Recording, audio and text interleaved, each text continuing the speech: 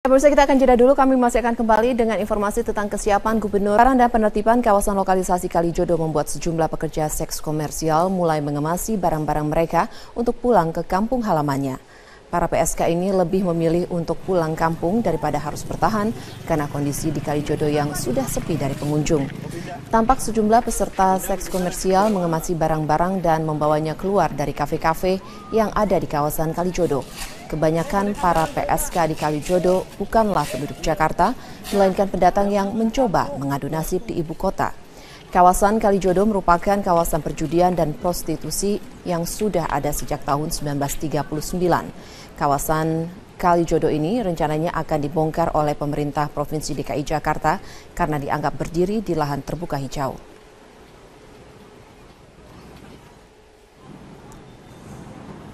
Sementara itu, hampir 80% kios yang berada di akses jalan masuk kawasan Kalijodo tutup dan tidak ada aktivitas lagi.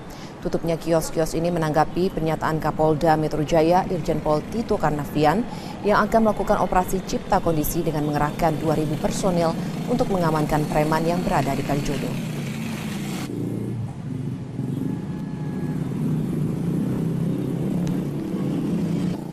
Gubernur Jawa Tengah Ganjar Pranowo mengatakan kesiapannya untuk menampung warga Kalijodo yang ingin pindah ke Jawa Tengah. Ganjar menawarkan mantan ex-warga Kalijodo untuk bekerja di industri garmen di beberapa kota di Jawa Tengah. Tapi Kalijodo jangan terlalu genit-genit dan rame-rame. Iya Pak. Gimana? Biasa saja bahwa di situ ada persoalan. Persoalan itu mau ditertibkan. Muncul pikiran dari Menteri Sosial untuk dikembalikan ke dipekerjakan. Ya, di Jawa Tengah. Terus tanya saya, kira-kira Gubernur Jawa Tengah siap? Iya. Terus industri apa yang kira-kira atau pelatihan apa yang diberikan? Yang paling bagus, yang padat karya, ya ada sepatu, ada garmen, ada elektronik, itu yang banyak. Kenapa mikirnya Jawa Tengah? Karena peluang yang paling ada, investasi besar ada di Jawa Tengah. Dan untuk melihat bagaimana perkembangan terkini dari Kalijodo, ada rekan kami Marcelina Gita yang akan melaporkan langsung dari kawasan Kalijodo. Kita bagaimana sejauh ini sosialisasi dan juga proses pemberian surat peringatan, apakah ada tanggapan dari warga? Iya, terkait dengan pasca, kemarin ini sudah diberikan pemberitahuan surat peringatan pertama oleh pemerintah Provinsi DKI Jakarta melalui pemerintah kota baik itu Jakarta Utara maupun Jakarta Barat. Ini sudah mulai ditanggapi oleh sebagian warga Kalijodo yang bertempat di sisi barat maupun juga sisi utara.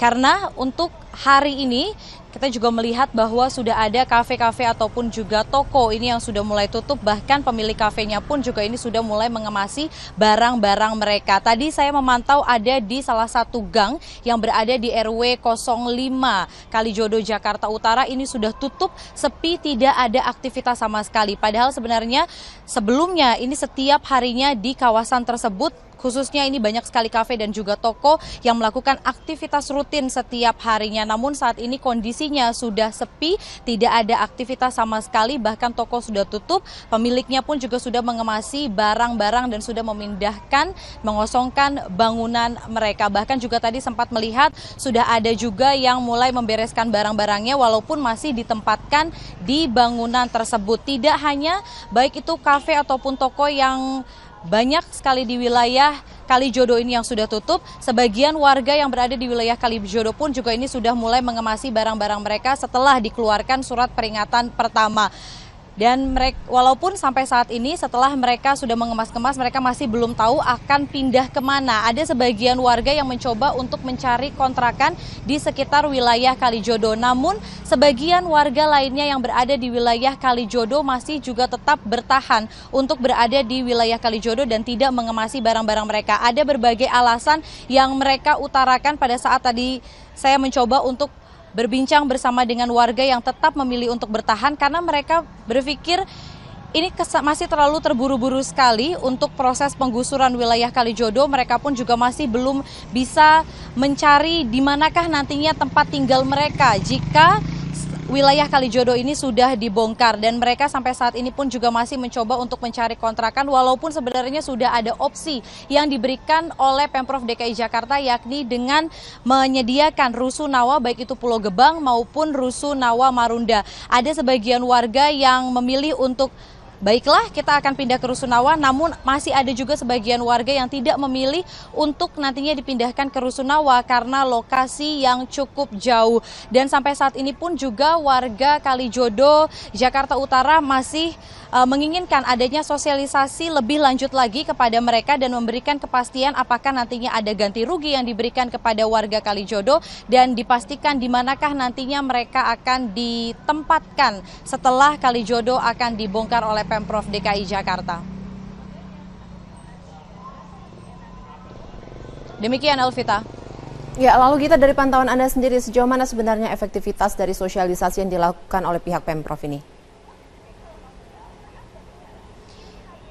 Iya, seperti mungkin yang sudah saya sampaikan tadi sebelumnya, ada beberapa warga yang menurut mereka ini mereka pro dan mereka akan mengikuti apa yang diutarakan oleh pemerintah Provinsi DKI Jakarta, yakni dengan memindahkan warga Kalijodo. Ada sekitar 4.000 lebih warga Kalijodo yang akan dipindahkan ke Rusunawa, baik itu Pulau Gebang maupun Marunda. Tetapi tetap saja sosialisasi yang diberikan oleh pemerintah Provinsi DKI Jakarta melalui pemerintah kota ini masih banyak yang ditanggapi oleh sebagian warga Kalijodo. Ini masih kurang sosialisasinya karena menurut mereka sosialisasinya ini tidak merata ke semua warga Kalijodo yang berada di sisi barat maupun juga sisi utara.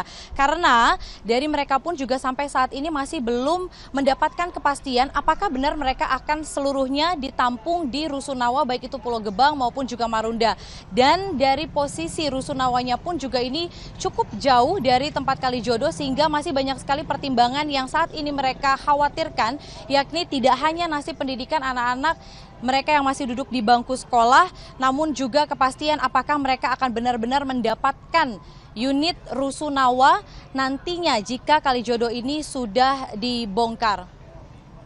Sehingga mereka masih membutuhkan, warga Kalijodo ini masih membutuhkan sosialisasi dan juga langkah persuasif lainnya dari pemerintah Provinsi DKI Jakarta. Bahkan mereka masih menginginkan agar Gubernur DKI Jakarta Basuki Cahayapurnama datang ke Kalijodo untuk langsung memberikan sosialisasinya kepada warga di sini. Elvita. Ya, Mas Shalina Gita, terima kasih untuk laporannya. Dan pemirsa, kita akan kembali jeda, kami akan kembali dengan informasi tentang seorang anggota polisi dari Satuan Narkoba yang menjadi markas Facebook, Googleplex hingga Twitter di San Francisco. Misi yang berhasil disepakati adalah pengembangan industri digital tanah air dan kampanye perdamaian di kancah internasional. Dalam pembicaraan saya dengan Facebook, Google, Plug and Play, mereka telah memberikan komitmen untuk kerjasama dalam pengembangan ekonomi digital di Indonesia. Dengan Google misalnya, terdapat komitmen pelatihan 1.000 teknopreneur sampai nanti tahun 2020, dan juga dengan perusahaan-perusahaan yang lain juga akan ditindaklanjuti seperti yang diberikan komitmen Google terhadap kita. Yang ketiga, pesan perdamaian juga telah kita tekankan dalam KTT tersebut ketika saya menjadi pembicara pertama dalam pembahasan isu counter terorisme.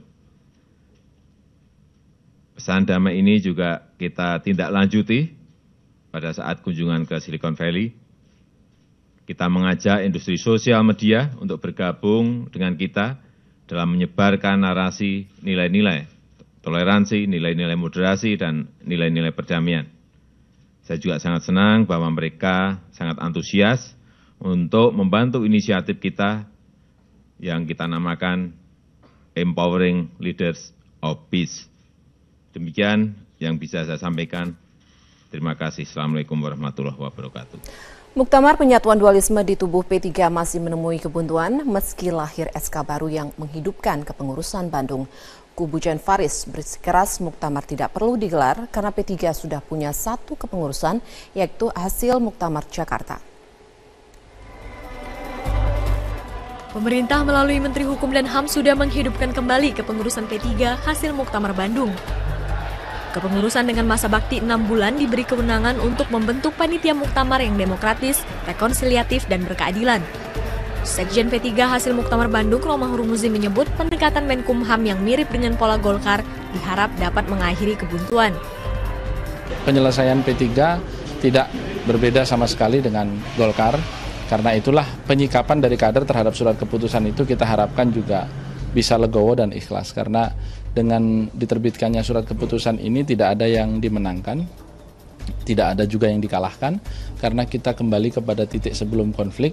Tidak ada lagi Surabaya, tidak ada lagi Jakarta, tidak ada lagi Romi, tidak ada lagi Jan Farid, tetap.